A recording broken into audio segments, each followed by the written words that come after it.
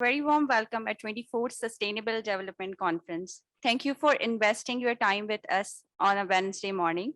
My name is Sana Khoja, and I'm the moderator of today's session on fighting inequality by promoting cultural diversity. It's going to be an interactive session on the role of culture in the post-pandemic world. This joint session is organized by Sustainable Development Policy Institute Islamabad and Friedrich Naumann Foundation for Freedom, FNF, Pakistan. Pakistan is an incredibly diverse country in terms of its geography, the many cultures that thrive here, politically, and in the histories of many communities that exist here.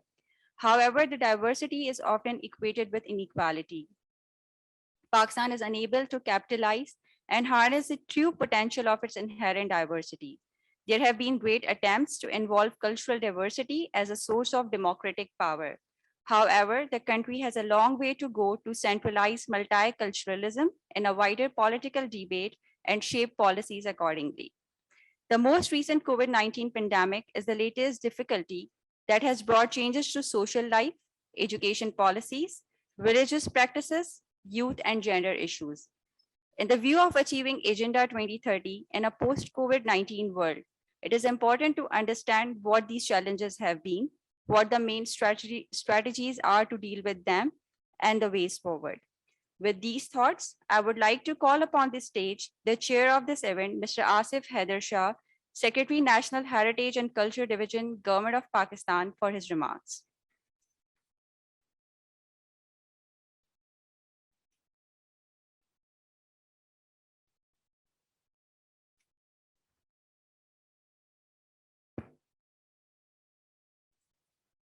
Bismillahirrahmanirrahim. Thank you very much.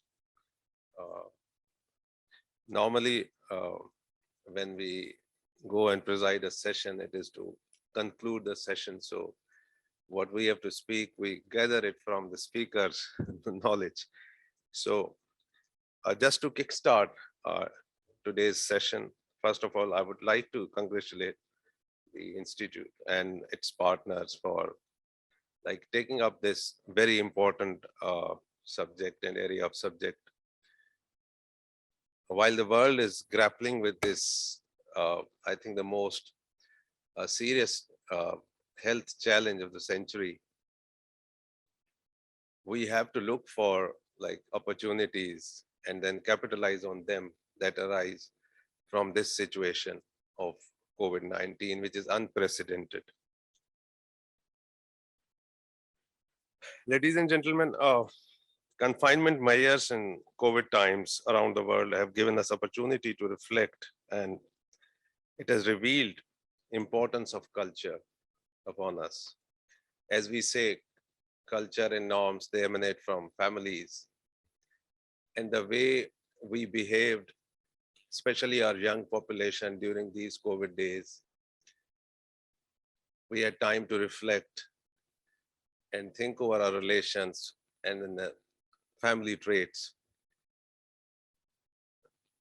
It has taught us new lessons, especially of staying physically apart, yet staying together. Secondly, when I look at culture, we look at it from two angles. One is culture as an industry, cinemas, theaters, arts councils, which we deal with. And then intangible aspect of culture also. Family traits, family gatherings, right from weddings, when the child is born, to funerals. We had a different view during this COVID situation, and I think somebody needs to document it also. And this is probably, as far as I know, the first conference which is taking place. So it will go a long way in documenting it, how the traits and norms changed during these 2 years. One more thing which personally I think we learned was, as in Professor Robert Putnam's words, going from bonding to bridging. We had become an inclusive society. And this was the first time, I live in Karachi, that I had time and I actually considered and figured out who lived next doors or next street. Normally, I live in one street and there are a few households and we know each other, all come from bureaucracy. But who lives across the street? We didn't even know, although I've been living there for decades. So it opened us, I think, to bridge that gap between two different segments of society.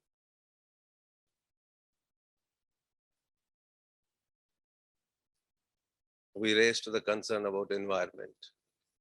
In those 3-4 months, the way it changed, I could see even in Islamabad, a lot of wildlife coming down the hills to the streets.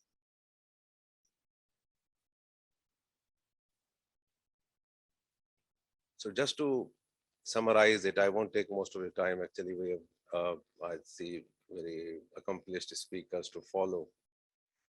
I think we have to look at the positive side also, the lessons learned while we have to fight it out, but the lessons learned during this pandemic, how it brought us together, how it brought the first world and third world together to rise to the situation, newer challenges, and then look for the opportunities that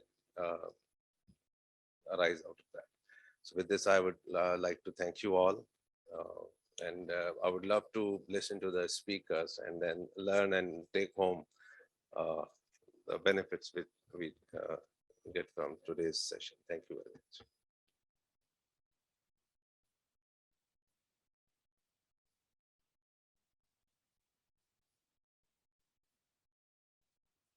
Thank you, Mr. Shah, for your remarks. We'll now hear from our keynote speaker, Ms. Birgit Lamm, country head of FNF, who couldn't join us in person today, but she is here with us online. Yeah, good morning and hello from Kathmandu in Nepal. I do hope you can hear me well and that we don't have any connectivity issues. As we already mentioned, we live in different times, but I think one of the big learning experiences that we've all had is that we are now much more proficient in using Zoom and the digital means. And it's now much more common that you have hybrid events where someone cannot join you in person and at the same time you can be part of it. So that's at least, I feel, one of the positive learning experiences that we've all had from this pandemic, and also the realization that we need to invest in these new infrastructures and technologies. On behalf of Friedrich Naumann Foundation Pakistan office, I would like to thank you at SDPI for this great cooperation.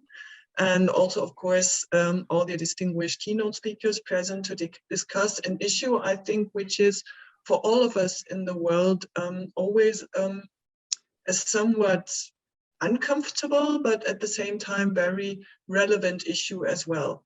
The question of diversity versus equality. For us at Friedrich Naumann Foundation, this has been a working topic for quite a while. Exactly during the pandemic, we organized 5 major digital panel discussions with Mr. Jami Chandio being the lead keynote speaker, discussing diversity in Pakistan from various angles, whether it's good governance, cultural, geographically, politically. And in the end, the contributions were so valuable that Mr. Chandio compiled a book and updated it with the latest academic discussions on this topic. And we are very happy that we can now also promote this book. And for us, it's also one of the reasons why we were very happy when SDPI reached out to us and asked us whether we would like to engage on a topic of mutual work and concern, especially Dr. Fatemeh, who is also part of this panel discussion, because there's, I think, one issue that we actually need to be clear about. Not only Pakistan is a diverse country, we as individuals, we are also very diverse. We have different identities, whether we are family member, as women, as men, as professionals, as nationals of a specific countries or of a region, and we have different aspirations, we have different talents. So we are not equal per se, by definition. And also, by definition, we are not going to have equality in results, because even if we do the same things, one person is more talented, one person puts a different effort into it. So also the outcomes will never be the same. So in that way, let's face it, we are not equal. There cannot be equality in outcome. But at the same time, yes, we also thrive for equality. But what kind of equality are we actually thriving for?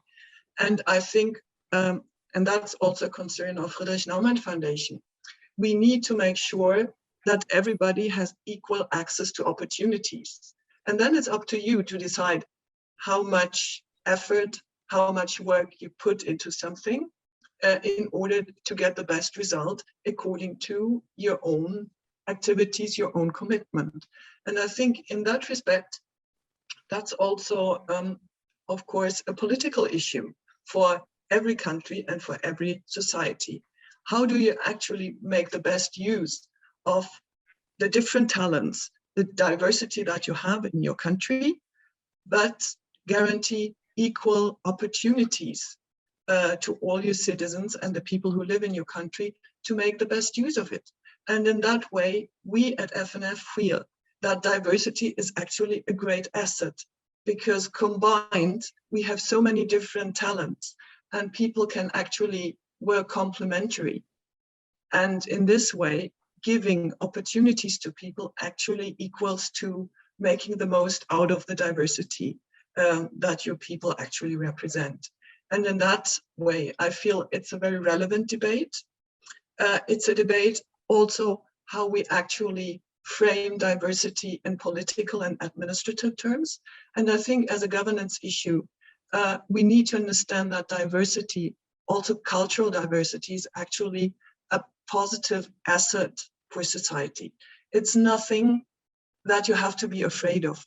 It's actually a treasure that you can build upon. And from that side, I'm very happy that we are having this debate now. And I wish you and all our panelists the best and a very fruitful debate. And I hope that you have also a lot of participation from your audience. Thanks a lot. Thank you, Ms. Lamm.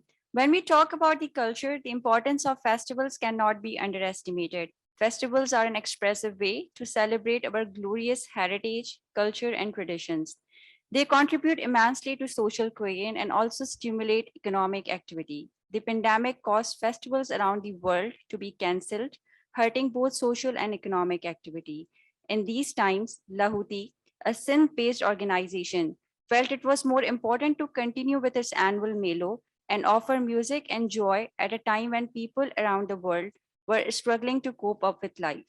Despite the challenges involved, Lahooti Melo went digital and provided a platform to over 50 musicians who otherwise had no or little means of earning during COVID. Please join me in watching the highlights of the festival, which was made possible with collaboration of FNF. It's time for the most awaited panel talk. I would request our distinguished panelists to kindly take their seats as I call their names. Our first distinguished panelist is Mr. Jami Chandio. Jami Chandio is a renowned writer, scholar, and activist. He is the executive director of Center for Peace and Civil Society, a think tank based in Pakistan's Sindh province. He has worked with many national and international think tanks, universities, and civil society organizations as a resource person, visiting faculty, and political consultant, including FNF. Our second distinguished panelist is Mr. Riaz Shaikh. Mr. Riaz Shaikh is a professor and a dean of one of the most prominent universities in Pakistan, Shahid Zulfikar Ali Bhutto Institute of Science and Technology. He's a staunch human rights activist and has authored more than half a dozen books, including Strangling Liberty, Media and Distress in Pakistan, Back from Brink, India-Pakistan Relations Revisited. Dr. Riaz. Last but not the least, we have Dr. Fatemeh. Dr. Fatemeh is a visiting research fellow of the Sustainable Development Policy Institute and visiting faculty member of School of Politics and International Relations, Quaid-e-Azam University.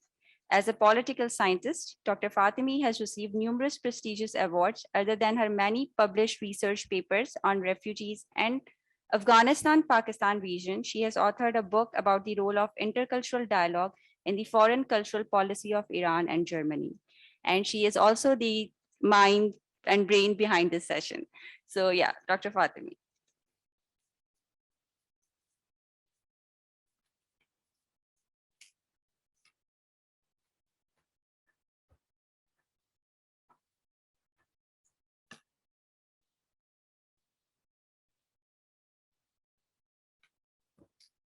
Thank you all for joining us today. And thank you, Fatemeh, for bringing this important topic in discussion. And since we have a very short time, I would put my first question to Jami Chandio. And I actually call him Ada. So please let me call him Ada because that's I have grown up calling him. What's the meaning of Ada? It means brother, brother. And it's a I thought Sindhi it's word. Bhai. I thought Bhai is brother. In Sindhi, Ada is a brother. That's a Okay, so linguistic you learned diversity. some new word. Yeah, Thank yeah. you. So that's the first. Yeah, elder brother. So that's the first learning of the session. Yes. Okay. So at the Jami, I was privileged to be the part of one of the sessions. I was there when you talked about the diversity. And there was one very beautiful thing that you said, that diversity should not only be tolerated, diversity has to be celebrated. No matter what country we are from, where we live, we see that there is a linguistic diversity, there is a diversity in arts, there is a diversity in music. So diversity is the strength and beauty of any country. And we also see the same diversity in Pakistan, in our society. But this diversity is not represented on a political level or on a national level. So why this overwhelming diversity is a denied reality? And how can we turn this heterogeneity of Pakistan into an asset rather than being perceived as a conflict, or as a source of a conflict, or as a source of a rejection?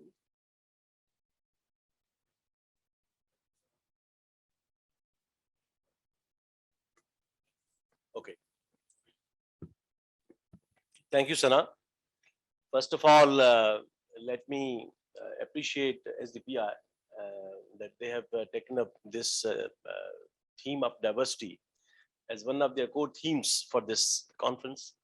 And I must appreciate Frederick Naumann Stiftung as well, along with you, Dr. Fatemeh, that FNF and you both did hard work to make it happen today. And this is not first time that we are having such kind of discourse. During last 2 years, FNF has continuously tried to create spaces for such dialogues and democratic discourses. And I strongly believe that if we look at the state of crisis in Pakistan, I think denial of diversity is one of the issues that we need to understand, and we need to come up with some solutions. So I said that in Pakistan, though Pakistan is a federation, and like all of the federations in the world, because federations are not historical nations. Federations in the world, right from 18th century, all the federations right from USA, and Nepal is the latest federation that came into being in 2015. All the federations in the world were basically an outcome of or product of diversity. So we can say that diversity is the rationale for any federation in the world. And as my friend Dr. Lamm has already said, that it's not only federal states or societies, but all the societies in the world happen to be diverse in their very social nomenclature and fabric. But the problem is when diversity stands a denied reality.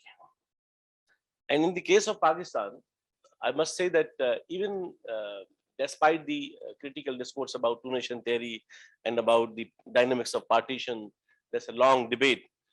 But we can say that Pakistan was also born out of diversity in British era. And this was the key discourse in pre-partition political conflicts, that there was a perennial or a long-term conflict of interest between a permanent majority and a permanent minority. And that finally appeared in the form of partition. But what happened in Pakistan, that instead of realizing the significance of diversity and taking it as an opportunity for the society in the state of Pakistan, rather we went for the, I would say, a self-deceptive kind of syndrome of uniformity. Uniformity cannot work well in diverse societies. Pakistan was a federation of historical nations, of territories and provinces which had their own history. And Pakistan, like all the federations, was comprised of different diverse groups. And we had competing interests, we had competing conflict narratives as well.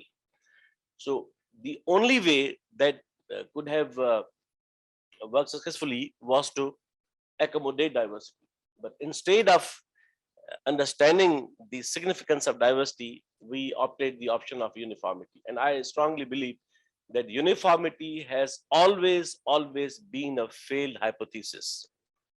And in the case of Pakistan, let me quote a few examples. That in Pakistan, we have some major languages of nationalities, and we have more than 70 languages. But Urdu, although we love Urdu, it's a beautiful language. But Urdu was imposed in Pakistan as the sole national language. You cannot have a single national language in any federation in the world. And that still continues. And all the languages of Pakistan, be it Sindhi, Punjabi, Saraiki, Balochi, and Pashto, they are still struggling and fighting for their status in the federation. Secondly, Jinnah Sahab was on record having said in his very famous 11th August speech that Pakistan would not be a theocratic state. But instead of following that parameter, what we did, that in 1949, a resolution was passed and Pakistan was transformed into a religious state. I think that is also a perennial issue in Pakistan, that no nation state or democracy can be a religious state. And that's a big issue in Pakistan. Third factor that I think is very important, that instead of taking this advantage of the mosaic of cultures and ethnicities and nationalities and languages and cultures, this uniformity paradigm actually transformed Pakistani state and society into a so-called melting pot of the cultures, melting pot of the identities. And still in Pakistan, if you look at the nationalities of Pakistan, ethnic groups, cultural groups, religious minorities, all the groups in Pakistan are still fighting for their legitimate status in the federation. So my conclusion would be that this is also one of the dynamics, this is also one of the reasons that why Pakistan continues to face this kind of unending series of conflicts. And we see lack of harmony among the provinces, among the communities, be it interprovincial realities or be it intra-provincial realities. The reason is that we have not realized that diversity is an opportunity for the state of Pakistan, for the society of Pakistan. And lastly, one thing more, because these days there's much talk about single curriculum. There cannot be a single curriculum in diverse society. And secondly, after the passage of 18th Amendment, curriculum is purely a provincial subject. federal government has nothing to do with this business. But still, we are all witnessing that the federal government is very much on it, that they want to develop a single curriculum. My concern and question is, we all agree that there should be a single curriculum in the natural sciences, physics, chemistry, mathematics, we have no problem. But why we need single curriculum in history, in Pakistan studies, in civics, and in social studies or in social sciences? Because every province has their own historical context, they have their own living traditions, they have their own kind of historical heroes, they have their own cultural traditions, they have their own literature, an entire domain of life, political and social life. So I think this is also a problem that after having passed 7 decades and having so much better experiences, that we lost half of the country in 1971 because of this denial, is still in Pakistan, we are professing upon having a single curriculum in the state level.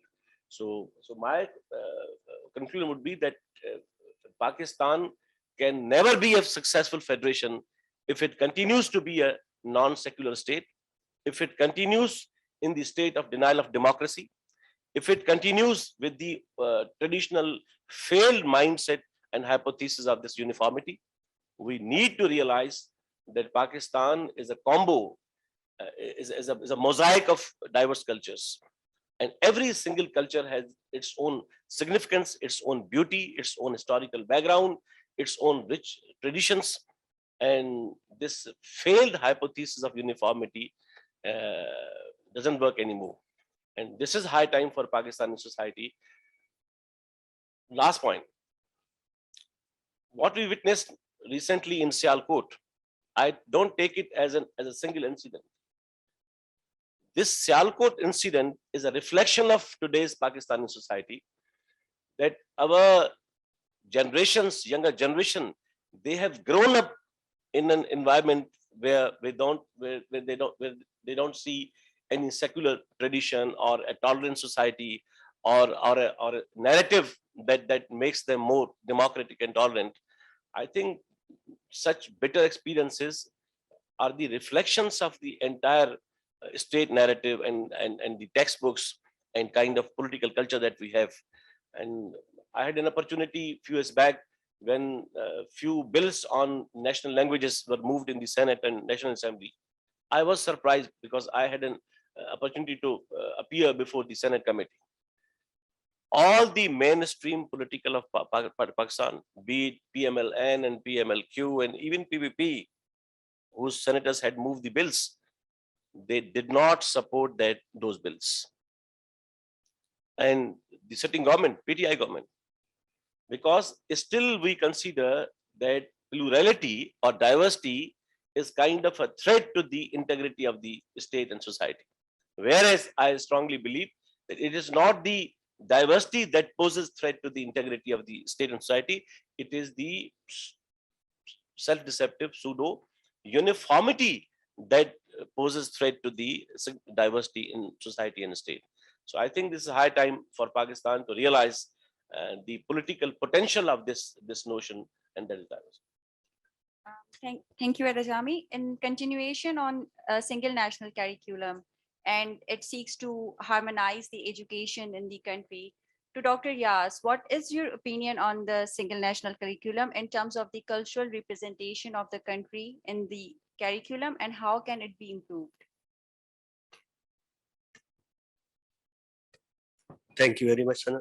First of all, I'm glad that you have held this session on this important issue, which has been ignored in this country, because we think we don't have a history, we don't have a culture, and our history starts from 712 AD, and before that there was a dark ages in this country or in this region.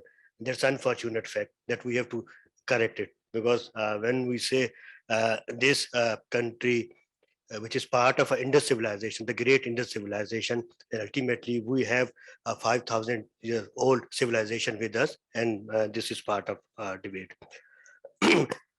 As Jami mentioned, I'll start from there, then I'll come to you why we are emphasizing on this single national curriculum, because this is not a new practice in this country. We have been doing in shape of one unit. We have been doing different phases, and ultimately it's a continuation of the same policy. What Jami mentioned, this is very important. In this country, we have decided to deny certain basic reality, which are the essential ingredients of any modern democratic nation state. Because in this current scenario, when we have this concept, either states will be a democratic nation state, or there will be some monarchical and something else religious states. Despite passage of 7 decades, still we are confused what should be our direction for future. That's a very hard fact that we have to recognize this fact. As Jami mentioned, on 11th of August, Jinnah Sahab gave a speech. Jinnah Sahab gave direction for the future. But simultaneously, within few months, it was announced that there will be a single national language. It was announced in Dhaka as well, where the university student protested, where the people from the ruling party, they challenged this concept. No, we want to have our identity with us, because this is a basic right for people to speak in their language, and the language which has a Nobel Prize before partition, and the first Nobel Prize in the subcontinent. That was the significance and importance, the contribution of this language that we have to keep in the mind, and we try to deny it. There has been long debate on this issue, whether we can keep this country united, as Jami mentioned, by keeping artificial forces together, or we can rely on the natural forces which can unite this country as a modern democratic nation state. I'll just refer to 3 work that has been very prominent work in this concept. Sorry. Let me speak here, and if you want to ultimately, I'll go on. I don't know. Professor Hamza Alvi, one of the most prominent Marxist scholar, he wrote a wonderful paper, and he said his paper's name is Territorial Basis of Pakistani Nationhood.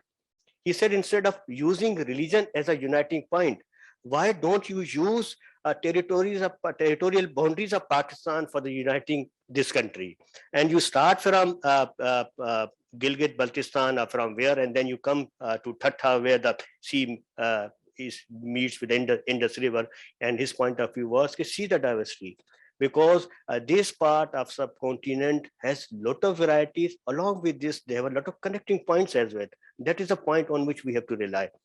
And I will recall Etazaz Ehsan's book, The Indus Saga. If you see, and you will find how common practices and something else have been mentioned in this book. And the last work, which has been mostly ignored in our country because it was published outside, and Professor Jasmine Hussein's work, and History of the Peoples of Pakistan. And she gave them this argument that we have to see what are the common practices which can unite this country. If you have a healthy Basant festival, we have many other festivals in other part, and that can be the uniting point for this country, where what Jami mentioned, the painful incident happened in Sialkot can be avoided, because you can include your youth and your next generation in those constructive exercises, which has been unfortunately shut down in this country. That is a painful thing.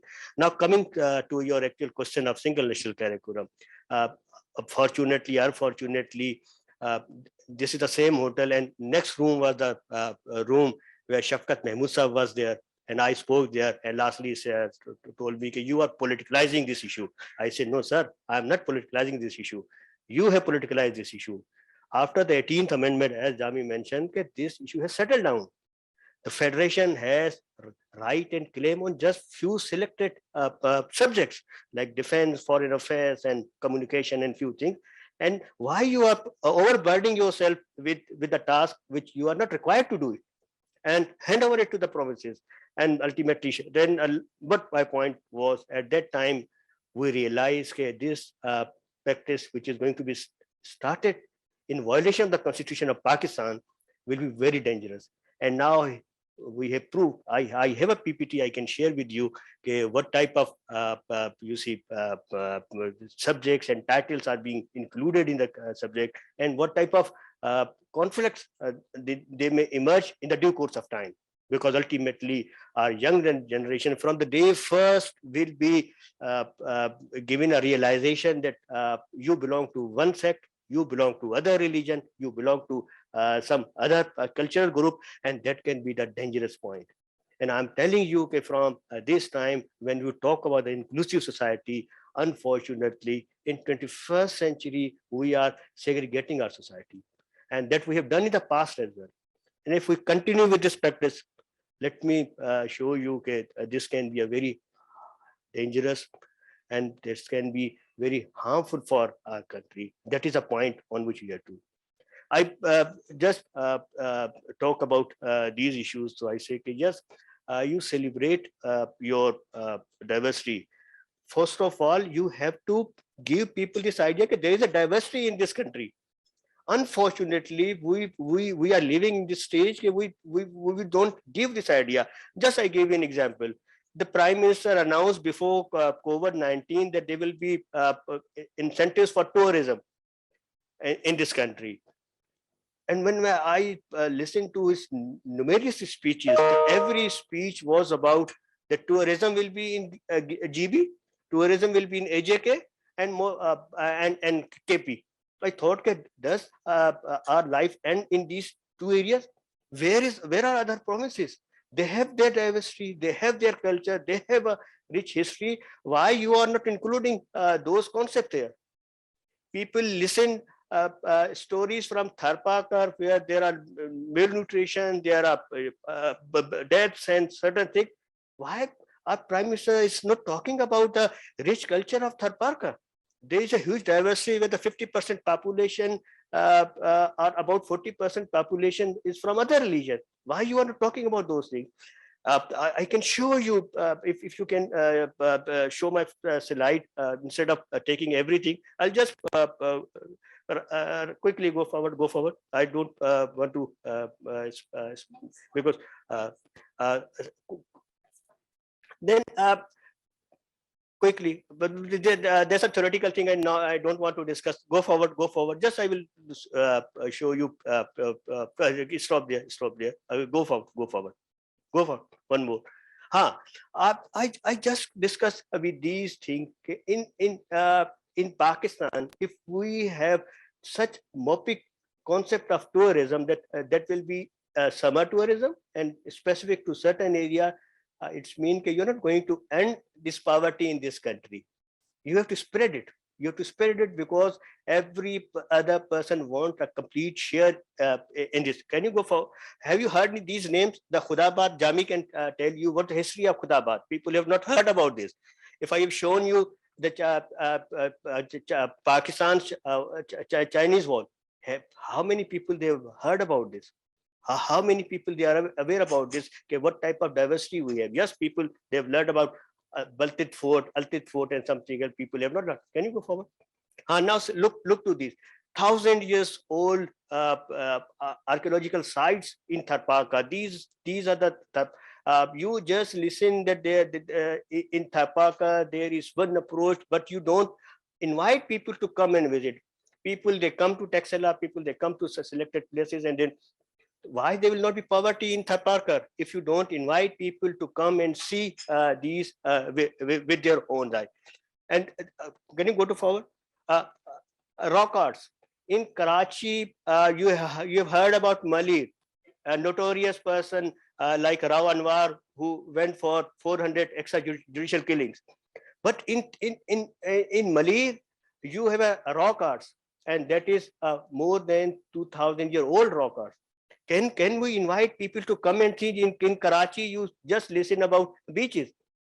Why don't you go for the cultural history and discover those things? Yes, a Sri Lankan person who was here as a guest is sharing the same history which we had previously. It is a Buddhist history. It is a Hindu history. It is something else which we should mention. Can you? My point is, okay, why we can't diversify our tourism like this? Okay, just focusing on summer tourism, just divert it to winter tourism as well. The south of the country is equally beautiful. People should come. People should see all these areas and then see how people they live with their perfection. Can you go forward? Now, this is a actual issue you raised at this point. I'm just showing you after the 18th amendment when the provinces was asked to design their curriculum syllabus. So I was responsible for designing the syllabus for Sindh province in social studies, something else. So we included these chapters. If you can see, these are in Sindhi. We have we showed all these religious places in our curriculum. Synagogue is there, church is there, every other, like the Parsi people, they go to their temple, something else.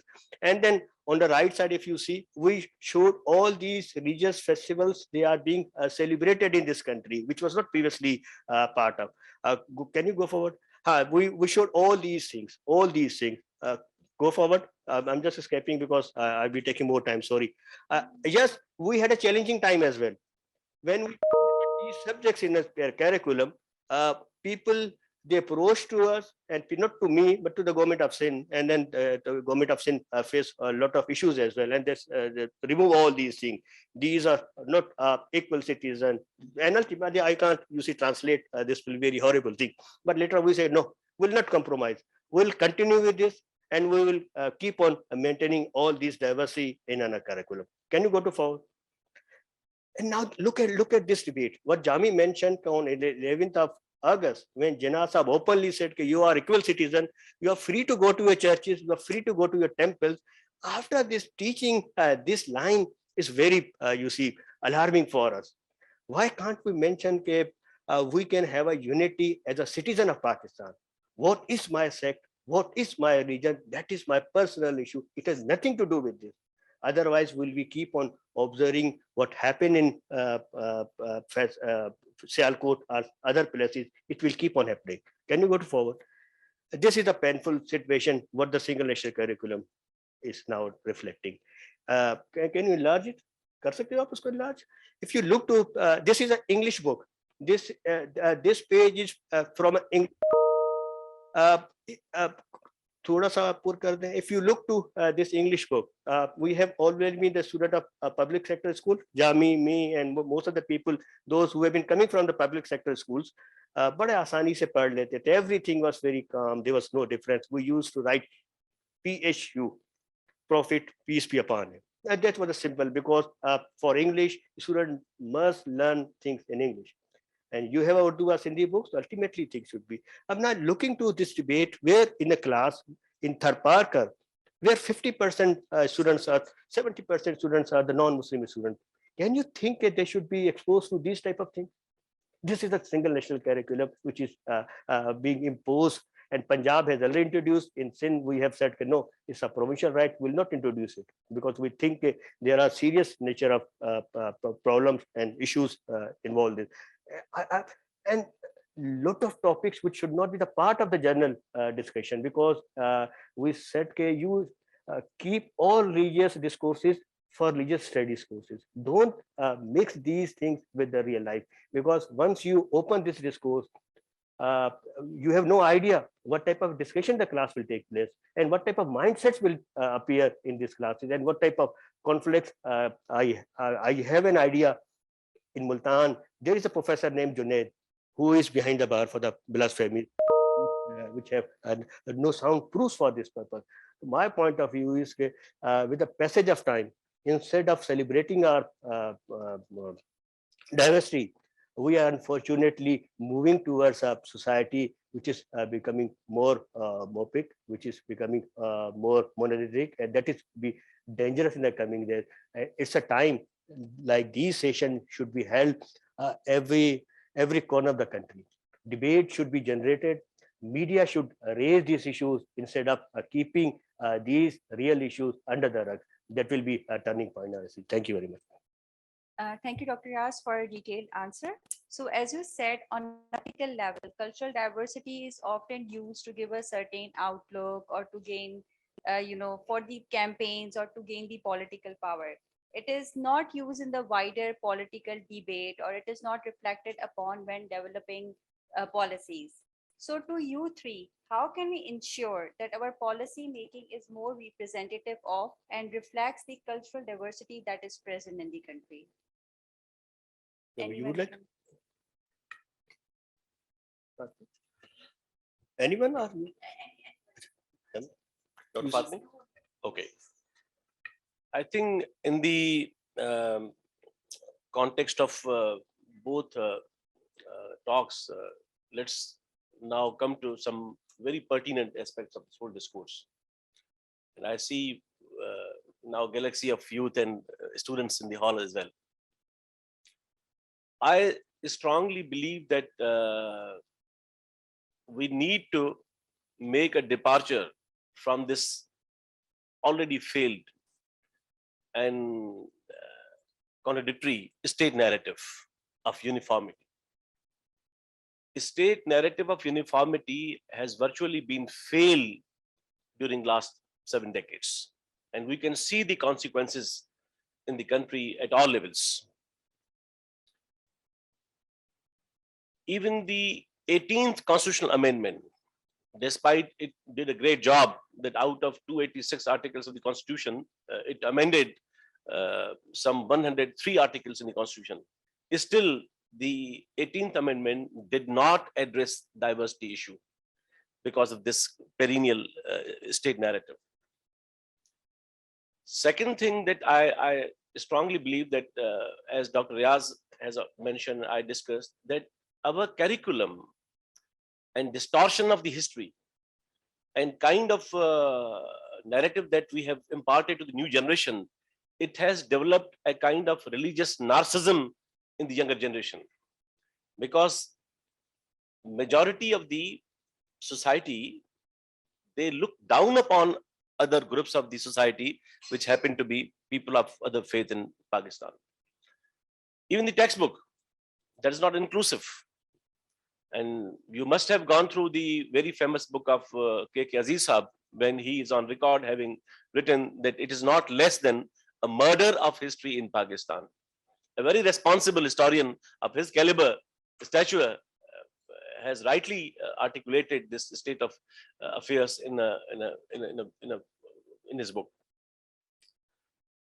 We cannot discourage and eradicate this kind of religious narcissism in our society, in our younger generations. And we all witnessed the incident of Sialkot recently, and it was neither a first incident, and I don't think it was the last incident, because the mindset prevails, and the kind of narcissism that we have some few years back, the same incident what happened in Dadu in Sindh as well, where the mob lynching was experienced in a very dangerous way.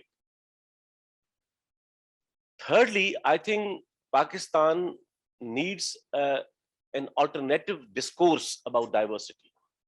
But the problem is that these days, you won't find adequate spaces in universities, in mass media. Have we ever witnessed such kind of discourses on mass media? What about political parties? Because political parties are supposed to be the vehicles of democracy. Have we ever witnessed such kind of discourses in the parliament, in the assemblies? That are we I'm going sure to? in your classes. we Yeah, had yeah. These discussions. Yeah. So issue is that are we going to continue with this, with the state narrative, or we are going to realize that this has been a failed hypothesis? Now Pakistan needs an alternative discourse, and we need to realize the significance of the diversity of all kinds. In terms of religion, Pakistan has variety of religions. It makes no difference what is the quantitative number of the communities of other people of the faiths. We have Hindus, we have Sikhs, we have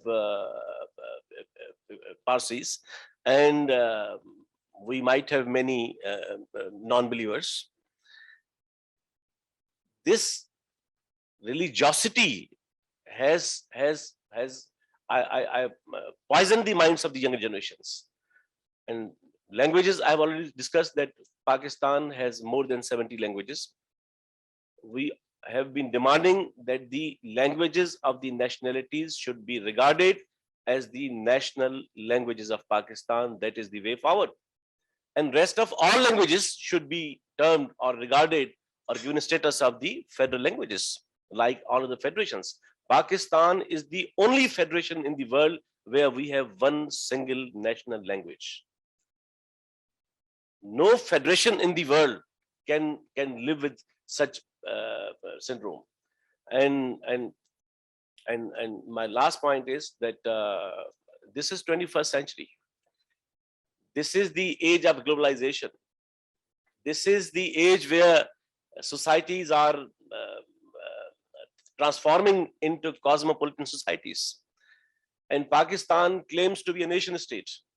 And no nation state, no state qualifies to be termed as a nation state until and unless it is not a secular state, a genuine democratic polity, and a republic which genuinely respects all shades of diversity. I think this could be the way forward for Pakistan, whether we understand or not, whether we realize it or not. I strongly believe that in this 21st century, this state narrative would not sustain for longer time. Acha, you asked a question about the policy making. In this country, and the country of 220 million, the sixth most populous country in the world, we have denied this right of democracy to our people, because policy making should be through a democratic process. It should not be in the closed doors where things are not discussed. In case of democracy, democracy starts from bottom. I was doing a field research for a Democratic Student Federation movement, which took place in Pakistan in the early stages in 1953 to 54, where a lot of students, they were arrested for demanding their rights. And one of the most prominent name, you all know, Dr. Adib Rizvi. Dr. Adib Rizvi from SIUT. In the early stages, he was arrested and he completed his medical education from Central Jail of Karachi when he was demanding for the rights of the student. Our point of view is that until you have an open society in this country, where each and accountability process should be done through the people's process, until you can't have a genuine state. My second point is, through this curriculum or through these policies, can we be part of the global community in this age of globalization? Can we invite any investor to come and invest in Sialkot when you are doing a lynching and burning people alive? Out of question. It means you will be becoming an isolated society in the world. People will not like to see and share with you anything. That is a point. And a point is in age of globalization, you have to live like a global citizen. And a global citizen means the Charter of UN 1948, which gives some understanding about the rights, which gives understanding about the acceptance of the culture and diversity and everything, the differences of opinion, something else has to be accepted. If we keep on, deviating from these global norms, then situation can be what we are doing right now. And like Shah mentioned in his speech, the social capital. In this scenario, your diversity can be your social capital. It can be the point of bridging people together. It may be the point keeping people closer to each other, understanding what diversity can play a positive role in the development of your society. And unfortunately, you will be glad to. When I was doing a research like I told you, in 1954, I hope these are the younger people, they must have heard about the name of Syed Suleiman Nadwi Sahab. So in Pakistan studies class, people must be Suleiman Nadwi Sahab in 1952, he gave a noble idea. And he said, why there is a conflict on language in this country? As Jami was mentioning, a single language. He said, okay, avoid this, and there is noble solution for this. Instead of talking about Bengali, Sindhi, Pashto, Urdu or something else, why should not introduce Arabic as a new language in this country? And that came the uniting point. I was astonished. At that time, Bengali students, they were astonished. What type of idea you're giving? We have a languages which have culture, rich culture, history, everything, and you are saying that we should fold everything and introduce something new. If you have these ideas in the closed door discussions and try to impose, then ultimately you are denying people's participation in the process. And when there is a denial of the people's participation in the process, then you have these type of decision in your hand. On one day you have one decision, on another day you revise it. Sorry, I took more time. Thank you, Jami and Dr. Riaz, and we have kept Dr. Fatemeh quite for a longer time. My next question is to you. Do you like But to add? before you ask question, I just want to use my time. And I want to ask you, please, again, we hear about, because I think this is very good fit to talks of Mr. Jami and Dr. Riaz, that what's the meaning of diversity of cultures in Pakistan? And one of the very, very neglected aspects of culture of Pakistan is its music. It's colorful, music. It's a Sufi music. It's Qawwali music. It's a different type of music. And maybe you could brief us now, like in 2-3 minutes, about Lahooti program, and then we see again the video, and then this is my right to get a question from you, and after that answer. But I really want to use my time to ask you to do that. Thank you, Dr. Fatemeh. And Lahooti is very close to heart initiative. We started it back in the times when the industry people, there was no proper industry where the folk music was, played, or it's like it was more of the commercial era. So in that time we started Lahooti, and the purpose of Lahooti was that we used to travel to different parts of Sindh, and we get to know about the instruments and the musicians, and we were surprised that they were not featured on any of the media. And when we spoke to the Fire Records at that time and the other labels that were there at that time, they refused to play any of the Sindhi songs on the national media. Now, unfortunately, we cannot see any of the channels that are broadcasting music, but at that time we have MTV, and we used to have a lot of other channels. So then we decided to come up with our own platform, an alternative stage. And the good thing at that time was that social media was introduced in Pakistan. It was back in 2013 and 2014. So what we used to do is that we used our technology, whatever the phone we had, we used to travel to the different parts of Sindh, and we used to record those musicians, and then we used to put their videos online. And that's where the youth got to know about those instruments, because there was no other way to promote those artists. I remember the first session that we did in 2013, we called Hyder. And now everybody I believe in the house knows who Hyder is. But back then, nobody knew her. And when we spoke to her about her journey of music, that where was she hidden for all this time, she said that she was waiting for her husband to die so that she can play her music, because that was a restriction.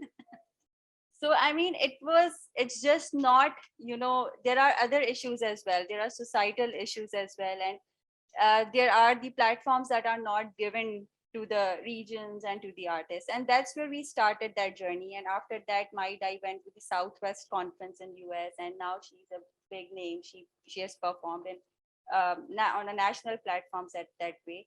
And then in 2016, when we featured about 40 musicians who were never been to camera before, we were contacted by Pepsi MTV Indies, and they asked us to feature 40 of the Pakistani musicians, the indigenous musicians, on Pepsi MTV Indies India. So that's where Lahooti got its international recognition, and now everybody knows its name. We organize Lahooti Melo, which is the biggest music festival of Pakistan. It brings the people from all over, not just the Pakistan, but from the different parts of the world. And it's also helping in the economic stability of the city, because when these artists come, when these guests come, we do not have any guest houses. The city goes completely booked. So and then another important aspect is that we never brought Lahooti out from Jamshoro or Hyderabad. We always kept it there because these bigger cities always have the festivals. We have a lot of festivals happening in Lahore, we have festivals happening in Karachi, in Islamabad, but not in Jamshoro, not in Tharparkar, not in the other parts of Sindh. So we decided that we'll keep this festival in our city. We'll ask the world to come to Jamshoro to experience the music, to experience its food, to experience its historical heritage, but we'll not go out of the city. So that's the Yeah, thank musical you. dimension. I do agree that it's not represented on a any of the national even in the national arts. Our languages, as Jami said, that has to struggle with that. But I mean, on a personal capacity, this is what we can do. Thank you. Now I'm a little bit moderating it. Can we see again? Because I think this is very good example of fighting against inequality by promoting diversity. Because when we talk about inequality, we have to be precise, because inequality in what? Political inequality, inequality in opportunities, or SDG 10, which we say reducing inequality, which is focusing more on economic inequality. And if you look at the opportunities that this Lahooti Melo created, it is a good example of a cultural, social entrepreneurship, which is bringing actually more opportunity for working, for youth, for women. So it has also this kind of, social inclusion, gender inclusion. So thank you very much that you made time and explain. And if there is a question, of course, but you are the moderator, you see the question. Sorry that I take so much time. That's completely okay. Can we have we can extend the time a bit, because I have a couple of questions and we have a large number of audience. How much time we can? We have. Don't worry now about it. At 11 we will. Okay, we will be perfect. So my next question is to you, Fatemeh. Oh, okay. That with the movement and the economic activity around the world coming to halt due to the COVID-19, it imposed a serious risks on the the sustainable development goals. The museums and the heritage sites were closed. There were no concerts, no festivals, no gigs. So the art was not considered as one of the essential services that mankind needed during the pandemic. So what do you think when we talk about the progress of sustainable development goals in Pakistan? Can diversity really reduces inequalities even in the times of pandemic? Thank you. I try to be very short because part of the answer I just mentioned before. Well, to be very precise, yes, cultural diversity can, but we should not also be very naive. What also Mr. Jami also mentioned, cultural diversity can also create conflict. So we have to, we should not over expect from cultural diversity. Cultural diversity by itself does not make miracle. We as a people have to use it as an opportunity, as a forcing pressure for benefiting from it. And I think what has been seen in COVID-19 was that people firstly started to be very disappointed, but then they use other channels for showing and for using this, like digitalization really helped. You just now mentioned about the Lahooti Melo, how they use social media. And of course, in Pakistan, many now we have also lots of young generation, young people here. My students, I think, knows much more than soft power and softer skills and smartphones than their curriculums of their books.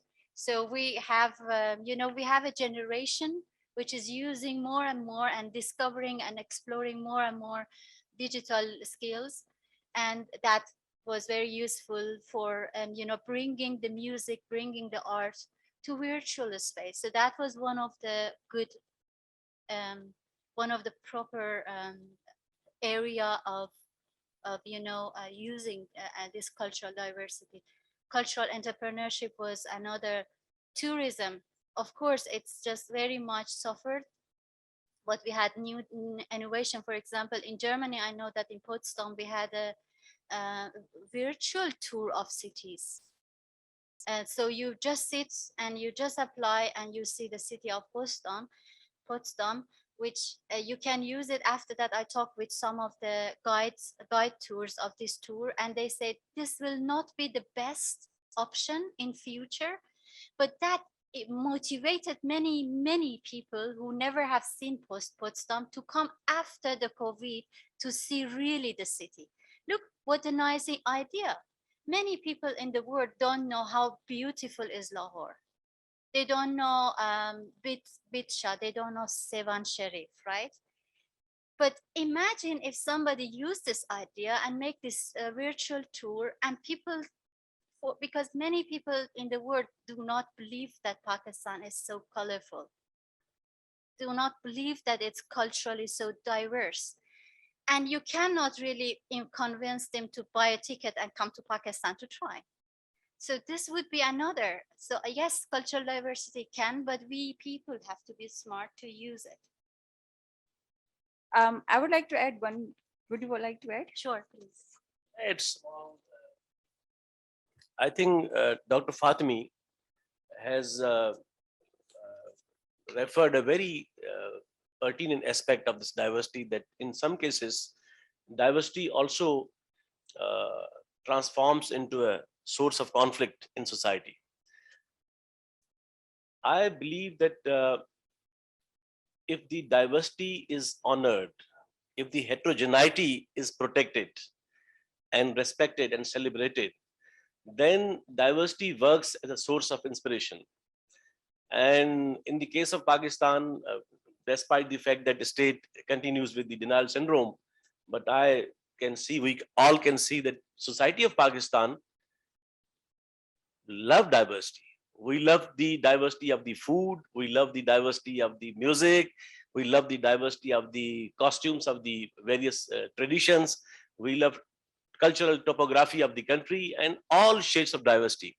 But I strongly believe that, yes, in some cases, you rightly said, that in some cases, diversity also works as a source of or bone of contention among the populations. In two cases, I think. In first case, if any kind of hegemony, be it linguistic hegemony, ethnic hegemony, nationalistic hegemony, cultural hegemony, or hegemony of religion, or so any kind of hegemony, I think that had always worked as an element or a factor that transforms diversity or heterogeneity into the source of conflict. And second thing, again, I would say that along with hegemony, this denial, because insecurity always creates kind of negative syndrome in society.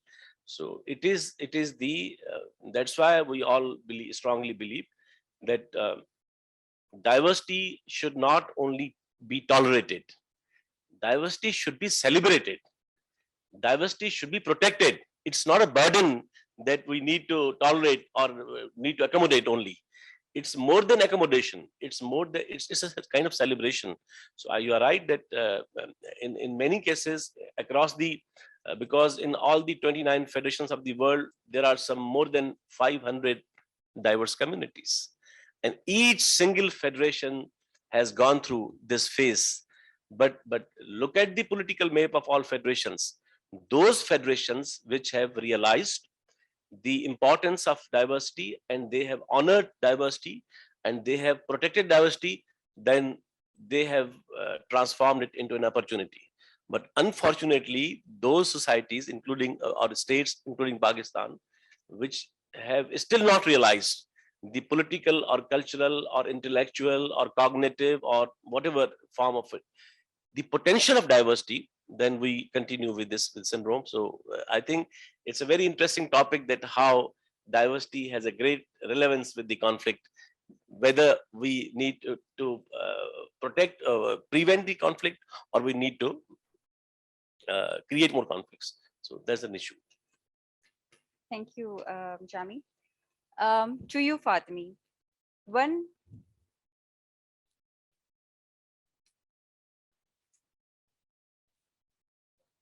While responding to her pertaining question, as Jami has already mentioned, this diversity sometimes leads towards creation of new identities, because this gives a consciousness, like how us and them. I do recall Sigmund Freud's concept when Freud was dealing with this nature of conflict within the human personality and human personality. He said, there are two options. One is either you take it as a challenge or you take it as a threat. A threat and challenge discourse is a very important. And then issue is what opportunities you create for the fulfillment of needs of the people at that moment. That is a point. As you mentioned, yes, it can create problem, but as Jami mentioned, there are lot of other means to handle this problem. This can be tackled with multiculturalism, and many issues can be considered as one of the reasons. But outrightly denial of existence of any human being or a group, that is not acceptable in a human civilization. adding on to that, my next question is very much related to what. Would you like to add something in that? Or? No, please Okay. go ahead. So my question to you, Fatemeh, is that one of the Pakistan's biggest export is its labor. It's the destination country for many as well. However, the policy and the institutional framework has largely focused on labor immigration and not on the influx of refugees. The policy of having no policy regarding the refugee management does not only ignores the refugee and the illegal immigrant population in Pakistan, but also holds the country from mobilizing them towards achieving our development goals. To you, why is this so? And how can Pakistan use the potential of migration and refugees as a source of cultural diversity to reduce inequality? Thank you. Very, very good question and very timing question right now. Just want to connect it firstly to the cultural diversity that before that we talk about. Pakistan is not culturally diverse just because of having different ethnic groups by itself, the very native population that it has, but also for, migration refugees, which come like 40 years now. It's correct that having no policy is not a good solution. But also, I think that's very good that now we highlight the positive aspects, because always having migration refugees should not be considered as a burden, but also as you have to use the benefit because you can promote this cultural diversity, and which has been done, even without policy, even without relevant legislation on refugees and incoming migration. We have the celebrated of this cultural diversity. If you look, there are reports which are showing that a great portion of economic benefits, economic advantage of Peshawar is owing to refugees, owing to Afghans. And if you look at many food culture, clothing pattern culture, music culture, sometimes it's very difficult to distinguish from which side of border we are talking. Is that really Afghan or is that really Pakistani? So much we have the interaction, so much it is interwoven. It's difficult to say who is what, because because this 40 years and maybe even longer history which is behind it, because once upon a time there was not important somebody is living in this part of border or the other side of the border. So we have it, and just imagine if we now recognize this cultural diversity by law, by policy. What will be then the advantage? We will have, if the refugees or migrants have permission of work permission, even we are not talking about citizenship, just work permission. You imagine that how much this economic inequality can be reduced by, bringing more, for example, taxes. that will be a benefit of Pakistan. That would be also a benefit of refugees and migrations. So that's again, I just return to your question that yes, that can be celebrated, not just by making projects for refugees, because project has an start and end. Project cannot be forever. Policy making should help. Legislation making should help, because these three are completing each other. Thank you.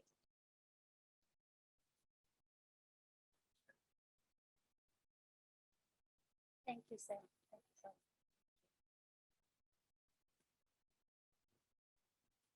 To Dr. Riaz, this is my last question to you. One of the things, yeah, I have a question for you, and it's as we are talking about, the racist behavior sometimes that we have against our own people and the people who might look like us. One of the questions that came in my mind was that that immediately after the breakout of the COVID-19 pandemic and the global lockdowns as a result, was a rise in the racism against the people of China or the people of East Asia or the people who look like them. I remember there's this Chinese Pakistani filmmaker, Vicky Zun Yong, pardon me for the pronunciation. She spoke about her early days of lockdown, that how people used to point at her and move away and scream, and it just made her uncomfortable. And the same incidents were reported by the artists the people in the artists from the communities of Hazara and Gilgit Baltistan. This is one thing to counter racism against someone who is seen as foreign, but what about the racism against our own people? How do you see this? Has the situation changed at all? A very pertinent question, because when we talk about larger picture, we have to see things from micro perspective as well. In this country, we have been killing jokes against other racial groups without realizing that what type of postures we are giving to them. As you mentioned, COVID-19 emerged in Pakistan from one border. You remember people, they came and people, they stayed there at Afghan border, and lastly it emerged one sectarian group was responsible for spreading of this. It was not the one sectarian group. It was the failure of the state of Pakistan who failed to handle this issue, because at that time they had no sense how to quarantine these people, those who are coming from other side of the border. It's mean instead of holding yourself responsible, you are scapegoating yourself, and then you are accusing some ethnic and other group for this purpose. Secondly, we are talking the larger picture, honestly speaking, because I feel very pinched when people they try to taunt some religious group, something else. Still, I don't know how many youngsters they've noticed this thing or not. Especially in Sunday's newspaper. Next time, at least you should observe this one. In Sunday's newspaper, when different vacancies are announced for recruitment, there are always janitorial services are mentioned. Only non-Muslim can apply for this. What type of society we have? How you can restrict the right of any person to apply for any job? You can't do it. Your constitution says that there will be no discrimination on the basis of religion. There will be no discrimination on the basis of ethnicity, gender, or something else. And this is the open violation of the constitution we are doing, and we are publishing in our newspaper and every Sunday, and there is no challenge to it. It's mean we are creating a segregated society within our country, within the boundaries. And once a state I would not say willingly or unintentionally, if they are promoting one thing, ultimately doors are open, then there is no end for it, and the people they do like this. Sometimes even you heard the history of certain groups on the basis of some past experiences. So there is a time where we should start thinking very seriously on this issue. We should start, like I do remember in Hyder University, there used to be some conflict on the basis of some identity issue on the basis of ethnicity or something else. So there's a point where instead of you see targeting other groups on the basis of their ethnic identity, time is to accept this fact that they will live here. We will live together and we'll live with different varieties. I like, you see, Kabli chawal. Simultaneously, I wish my Sindhi biryani should be appreciated somewhere. That is the point where the social capital will come and handle it. Thank you. We will now take the questions from our audience, but before that, I would like to call upon the stage Mr. Syed Qasim Ali Shah, Deputy Executive Director, SDPI, for his concluding remarks.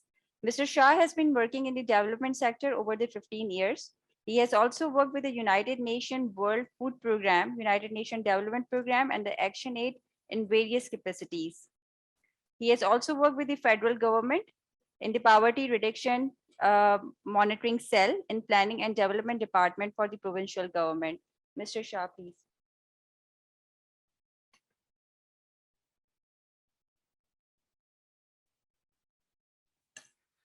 Thank you so much, Ms. Sana. I'm really thankful to the secretary who took the time this morning, Asif, Hyder Shah, to grace this session. I'm thankful to FNF Pakistan as well for collaboration with SDPI to organize this session.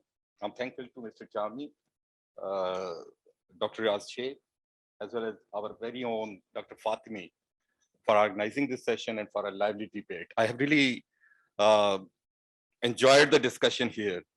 Since I'm here and I won't like to take much of your time, so I leave here with two messages. While I was listening the whole debate, I penned down one statement, and this is that shunning the inequality is destructive. It's self-perpetrating. It's a spiral of a social polarization. Whereas, as we heard from the speakers, the diversity itself, it breeds empathy, it breeds tranquility. So the choice is ours. Pakistan is one of the countries which ratified the ICSCR, and this is Economic, Social, and Cultural Rights Covenant of the United Nations back in 2008. And perhaps it's time for us to go back and see where we stand today. Have we tried to incorporate some of the principles enunciated there into our policies and the Constitution? If not, what we can do, perhaps it's time to decide. Thank you so much. Thank you. Thank you. Let's go to the audience for your questions. We want to address as many questions as we can. I believe we have the microphone runners in the hall. Please raise your hand for your questions. If you have a question for any specific panelist. Is that on? My name is Khalid Rahim. I'm approaching my 80th year of life. I've had the opportunity of meeting the old politicians right from childhood, Khoja Shahabuddin, Nazamuddin, number of other places. There are a lot of things that we discuss about. What we need to do today is to change the fixed mindset. And the fixed mindset can only be changed when we, on one side, we put the Mutazili doctrine or their dogma. On the other side, we put the Asharites and see the differences that is brought in our society. Otherwise, we will still remain apes running on the trees.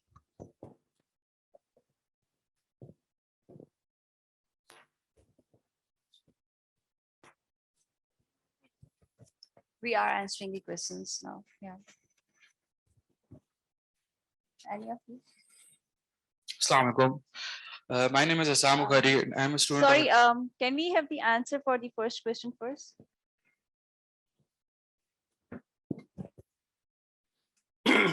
Thanks for your question, and it was also a comment. And let me respond to this question by referring the point that was raised by Dr. Birgit Lamm in the beginning. And she rightly said that we all people across the globe live with multiple identities. That's a living organic reality of human life. And we need to realize that. And secondly, identity happens to be a hybrid reality. It's a complex reality. It's not simple. And when the individuals comfortably live with this hybrid and complex reality, then why the states cannot adopt the same?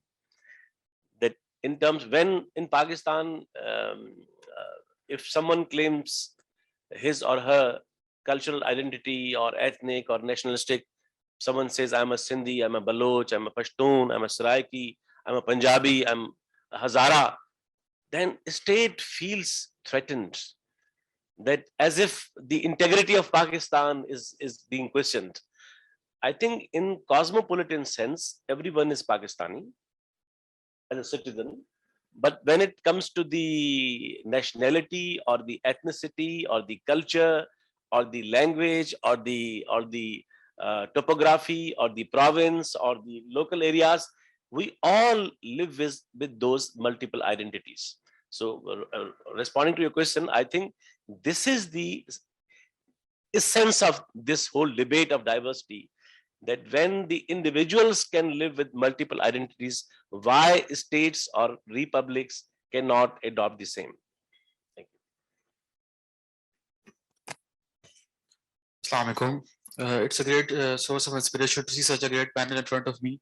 My question is directed to anyone among the panelists, that there was a talk on extremism that has deteriorated the fabric of our society, and it has become an extremist one. So as a result, both love and hatred are extreme. Apart from government actions, what can we do as a society to contribute curbing this extremism, or what should be the role of civil society and individuals in this paradigm? Thank you very much.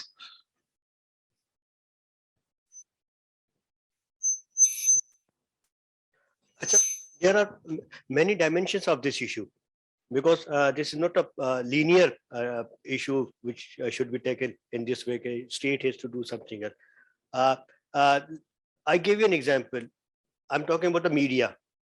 In my childhood time, PTV was the only source of telecast. At that time, at least PTV used to have some Mehfil Ghazal as well. PTV used to have a Qawwali time as well. PTV used to have a certain other good practices. Now, if you look to the, sorry to say, I'm not just criticizing media, but at least I'm taking you towards that direction. You have about 100 TV channels. I don't know the exact number Pimra can give you. You see the transmissions. Just talk shows, and talk shows on issues not related to your real life until you have been permitted to speak on this issue.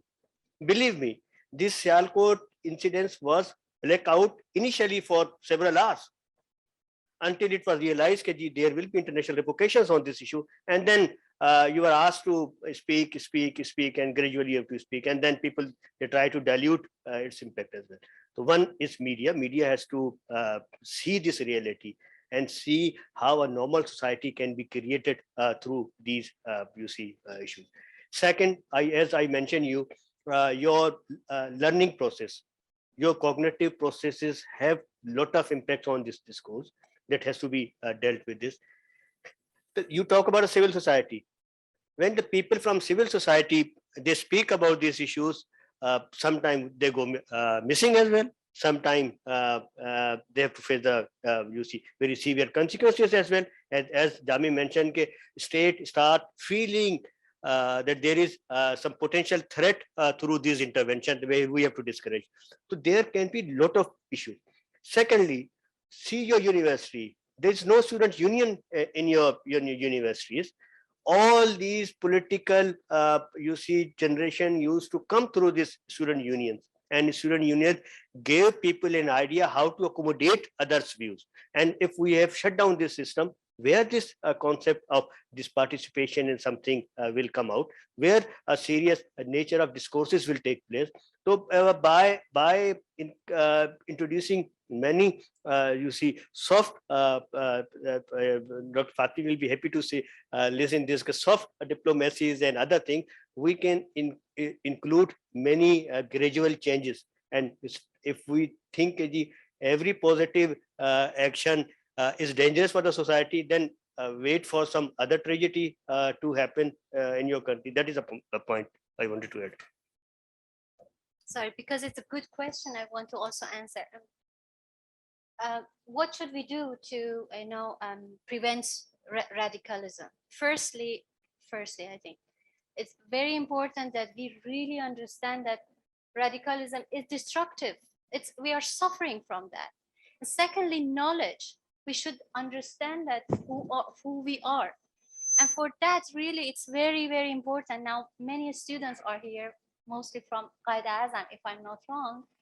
And I'm so happy to have you here because this is very, very important. And I hope that we really think about this. We should not be closed-minded. We should be open-minded about our identity. What Birgit Lamm says, and Mr. Jami and Dr. Riaz also over and over came to that.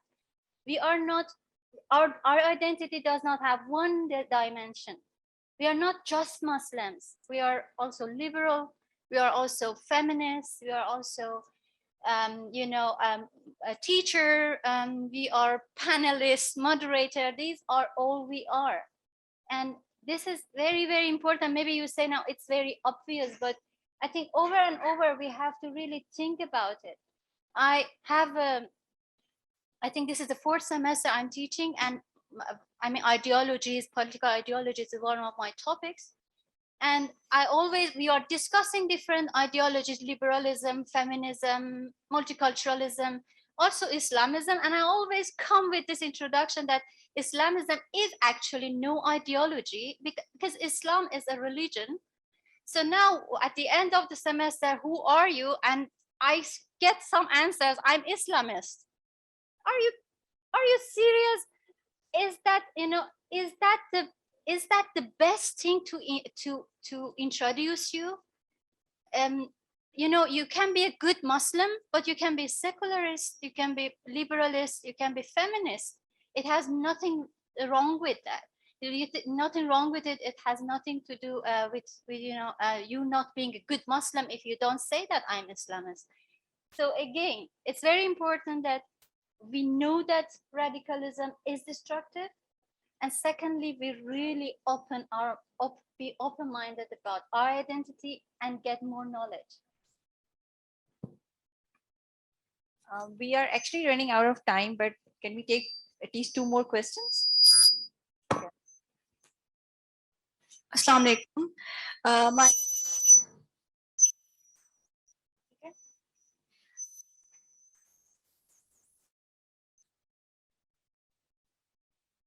Hello. Assalamu alaikum. My name is Riaz. I'm from Federalism University, currently studying international relations. My question is related to culture and diversity, where I would like to ask, don't you think we are slowly but gradually abandoning our culture and diversity?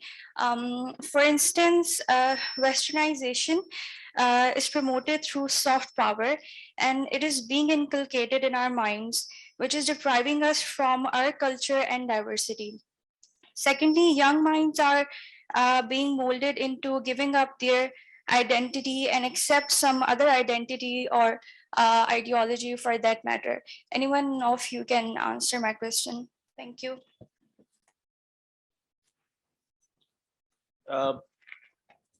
I think we have already discussed many dimensions of this topic, that what is the relevance of culture with the identity or with diversity. My response would be that culture is purely a societal organic phenomena, and a state which is inorganic reality should have nothing to do to deal with culture in the form of arbitrations. Because I refer one saying by Churchill that war is too serious business to be left at the hands of journals. He rightly said in Second World War. I think culture is too serious business to be left at the hands of the states. So culture has its own dynamics, its own complexities, its own, and cultures happen to be autokinetic, autodynamic. they inherit tendencies to resolve their problems and complexities.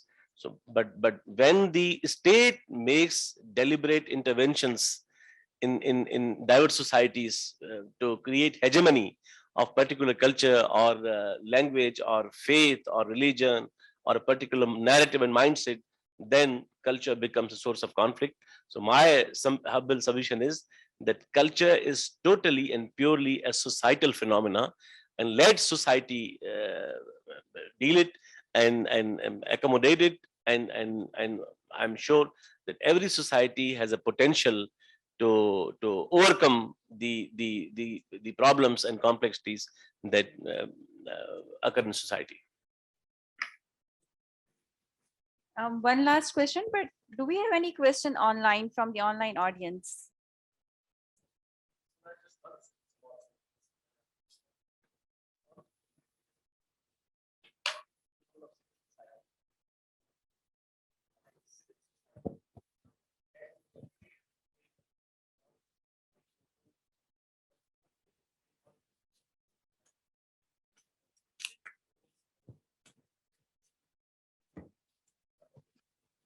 So construction of alternative discourse in society, I think that is where we can find and the role of society.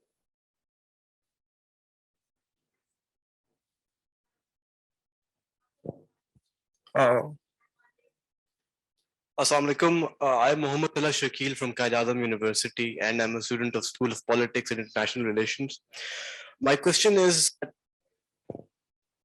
we've been discussing about and about the acceptance of different cultures in the society.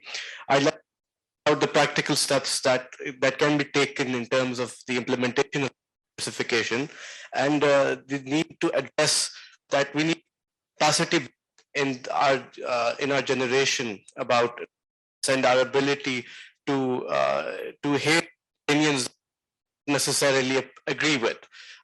I'd like to ask how such values can be inculcated into syllabus and be how we can get the new generation to agree with these qualities. Thank you.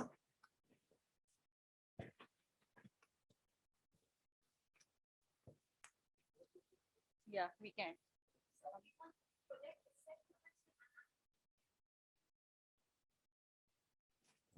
Hello, everyone. I'm Nuruddin from Qasim University.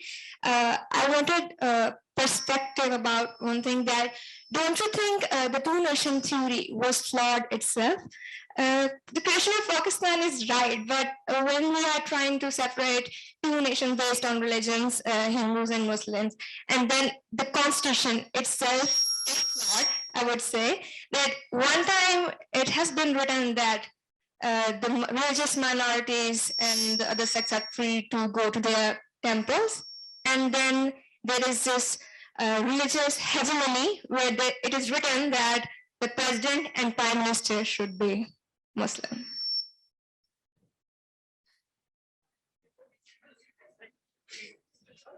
This question should be responded privately. Huh? No. I really appreciate your civic courage. That you have raised this very difficult but a very pertinent question, and it's not a new debate. It continues since decades in subcontinent South Asia, whether two-nation theory was. I think let's tackle it from the lens of social sciences or from the lens of this history. Nations are not comprised of basically religions. Nations don't emerge out of religion. Nationhood is again a hybrid reality. It's a political phenomena. And name any nation in the world. I'm not talking about in the sense of states, but the nations in terms of the societies. Muslims are not single nation. Iranians are other nation, and Arabs, and societies like Pakistan and across the country. So I think this two-nation theory, and it's not only two-nation theory. Last night we were discussing. honestly believe that we are the victims of two narratives. One narrative was one nation theory. One nation theory of Congress was equally flawed because India was not a single nation. India was ocean of ethnicities and languages and a combo of many religions. So on one hand, when Congress came up with the narrative of single nation, it was again against the ground realities. And when in response to that single nation theory of Congress, Muslim League came up after 1934 when Jinnah Sahab came back from the London and he started his new phase of politics in subcontinent. He came up strongly with the narrative of two nation theory. I believe it was also equally flawed. And both the narratives, the single nation theory of Congress and two nation theory of the Muslim League, we all the people of South Asia and the subcontinent are victims, and we continue to live with this with the consequences of those two flawed narratives.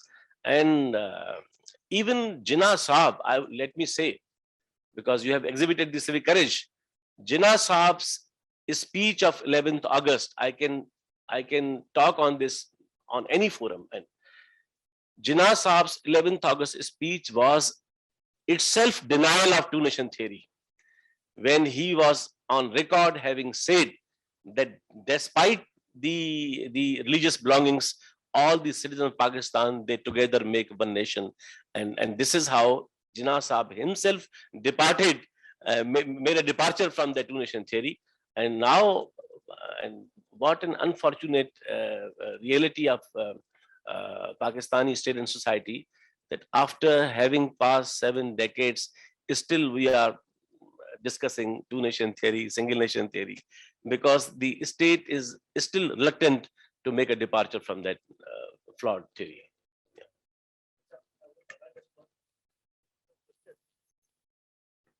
I'll just cite you a book, Lenin's book, Imperialism, the Highest Form of Capitalism. If you apply this model in case of Germany, when he said how Germany was taking a hegemonic role in Europe, and ultimately it's mean it's not necessary what action you have taken is a wrong action, but issue is how you take it in the future direction. That is more important. One is how you learn from it as well, how you modify those things according to your requirement. Once action took place on 14th of August in subcontinent, later on was how to handle this. Let me explain you thing with another example. British and Ireland has a long history of conflict. You all are students of international relations and politics, so you have an idea. A Marxist Professor Tom Naren, he gave a new theoretical work, and he said, when you don't want to see the actual picture, then ultimately you stop recognizing the existence of others. And once you do like this, then ultimately it emerges a nationalism of periphery. And nationalism of periphery means those who have been ignored in this debate ultimately emerge in this concept. And that's the reason we think like this. I will say, in case of Pakistan, yes, how painful the partition process was and everything. We don't want to go into repeat. It's Manto's literature you can read, many things you can read, and it will give you a painful history. But one of the most important point was 1971, when ultimately a larger population parted away from you. Secondly, and a large number of Muslim, non-Muslims, they were living there. It means in your political sense, you have huge people who were from Buddhist religions, those who were from Hindu religion. And once this number declined, then ultimately we reached to the conclusion, and things got very wrong in the coming days. So that's what Jami mentioned, whatsoever the marginal number we have, at least we give them opportunity to live, coexistence should be given to them. Thank you. So we are getting close to the end of our time together. And I would like to thank SDPI, FNF, to our panelists, to the ones who are the brain behind this panelist, Dr. Fatemeh and Ms. Birgit Lamm. and to our audience who showed up and took interest in this very important issue. But since this is a topic about diversity, I had one last question. If our panelists could give any message to our youth today, and in their language, any message that they can take away from this session, be in Urdu, Sindhi, Farsi, the language. My last note would be that concluding the whole discussion, and my other friends will also make the comments, we cannot create sense of unity in diverse society through uniformity. We need to synchronize the concept of unity with diversity, and that is the reality of modern life. Absolutely right.